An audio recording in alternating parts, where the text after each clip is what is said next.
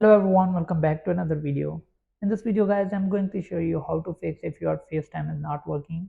So if you click on continue, if you have waiting for activation error or any other on your iPhone. So if you have updated to your iPhone to the latest version but now the FaceTime isn't working, then I'm going to show you how you can fix this problem.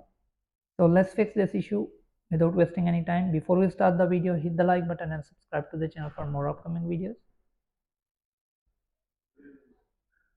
So first of all, close your FaceTime, then click on settings.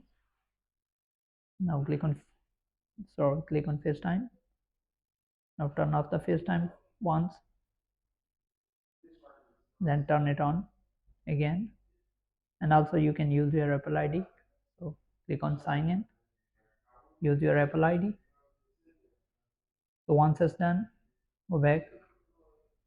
Now click on general, then simply click on language and region.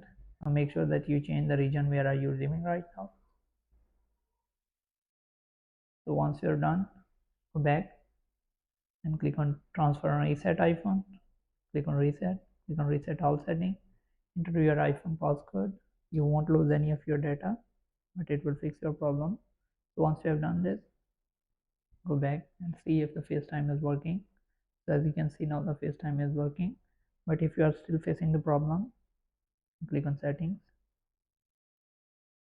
click on FaceTime.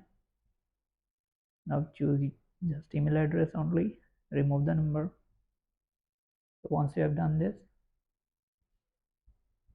now your FaceTime should be working. So if you have any problem, then let me know in the comment.